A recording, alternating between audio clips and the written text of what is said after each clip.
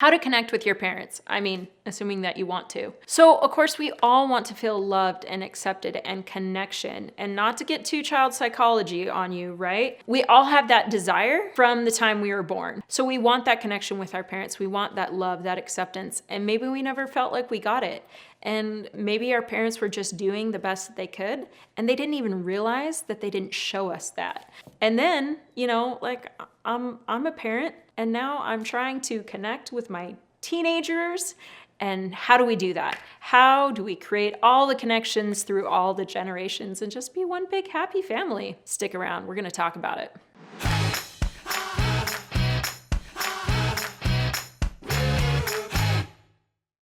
So, how do we connect with our parents? Let's talk about this from the perspective of the adult child trying to connect with their parents. And so many challenges that come along with that. So, we all have this need to be loved. And how do we get to that place of being loved? We need to tell the truth about ourselves. We need to present ourselves for who we are. Rough edges, warts and all. And we need to be seen, right? For all the good things, all the not so great things, the things we're embarrassed, ashamed, all of it. We need to be seen for all of it. And then we need to be accepted for who we really are. And the important step about the honesty is if we're not showing who we really are, we can't truly be accepted. And then if we do that, we tell the truth about ourselves, we're seen, we're accepted, then we feel loved. And we feel loved without condition. And that's true love, right? Because if I'm only showing you the best parts of myself, the things that we see as positives, the things that we find socially acceptable, that means there's an aspect of me that's not acceptable. And if it's not acceptable, to some extent, I'm not acceptable and I'm not lovable. And so we have this dynamic, this inborn innate need to be loved with real love, unconditional love. And sometimes those needs are met in our childhood and sometimes they're not. And if those needs aren't met, we might go through the rest of our life searching to have those needs met in friendships, in a romantic partner, in substances, right? We're trying to gather that love. And we're trying to find it in all these different places. And so how do we create a healthy relationship with our parents if maybe we didn't feel like those needs that we had as children weren't met? And here's something to understand about parenting. And it's not something I completely understood at all, not even a little, until I became a parent. But after my oldest son was born, and he's now a teenager, there was this wave of understanding that parents generally do the best that they know how, that so often they're dealing with their own challenges, their own traumas, their own parts of not loving themselves, and then they show up that way. So after I became a parent and I had this sweet little newborn baby, and I was terrified, and I was like, isn't there an instruction manual? Like, how do you even know that I'm trustworthy? And so I was so concerned about being a good parent and not having like a clear cut path of what that being a good parent looked like. It was this wave of understanding that parents so often do the best that they know how. Now, of course, there's exceptions. There are people who are horrific and abusive and perpetuate abuse. I'm not talking about those ones. I'm talking about, in general, our parents do the best that they know how, and they're so often coping with their life from their own personal experiences, their own traumas that are quite often triggered or brought up when raising our own children. And so how do you create that connection? How do you create that bond with parents, especially if you're an adult now and you don't feel like you had that as a child? And because parents do care so much, they can quite often get defensive.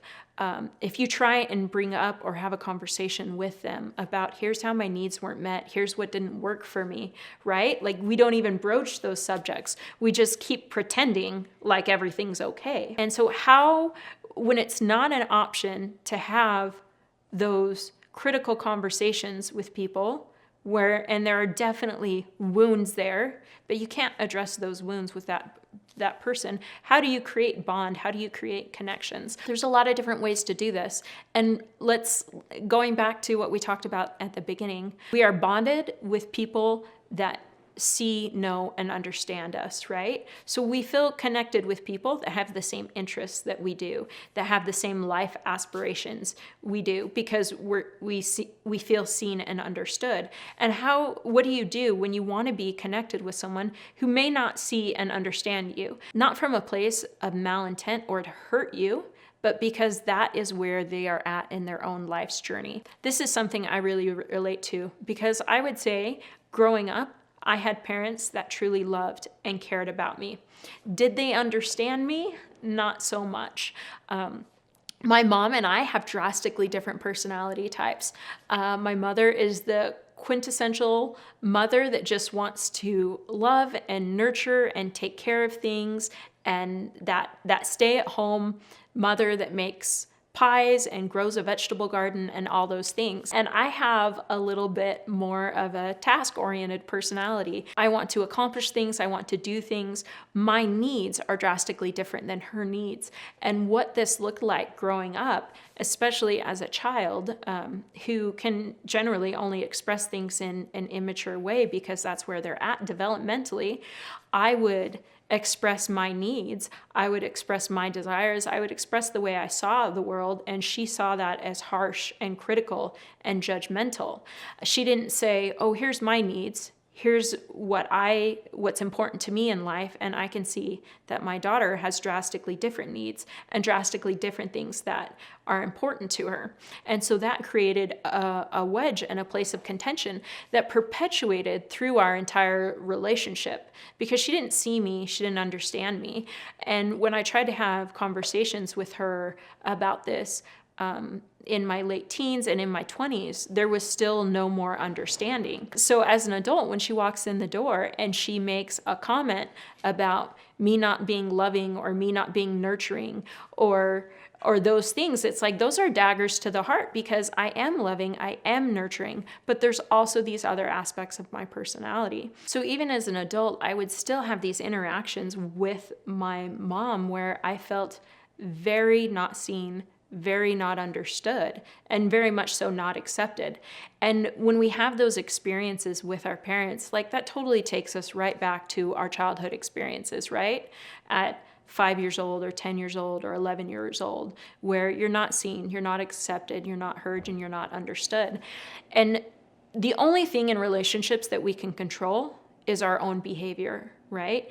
And my mom was not in a place where I could talk to her about what this experience looked like for me. I tried that and it wasn't a solution. And that's what led me on a huge healing journey, because it wasn't the beliefs my mother had about me that bothered me. It was that on some level, I also believed those things. And so interacting with her when she treated me that way was a huge trigger. And so having the conversations with her that I could have, I remember this was probably about a decade ago. She was staying with us for the weekend. You know, there had been some rough interactions, and I had just come to this place of understanding of she truly loved me and cared about me, and she showed that in the best way that she knew how. And it was okay that the way she showed love and the way I needed to receive love were not the same, and that I could find that love in healthy ways in different relationships. And so I put my arm around her and I said to her, you know, Mom, I really love and appreciate you for who you are and the things that you taught me. And as I was going through this growth process, I realized that those ways that my mom didn't meet my needs, that were real true needs that I had, that they were either my obstacle or my opportunity to growth. They were either my boulder that like stood in the path of my journey, or they were the ways in which I grew and I learned and I overcame them. And I could see that the tenacity, the resiliency, the things that I grew out of that experience really served me and created who I was in that day and time. And I really appreciated that. I would say the number one gift of having those experiences is I was acutely aware of the fact that I did not feel loved and accepted as a child.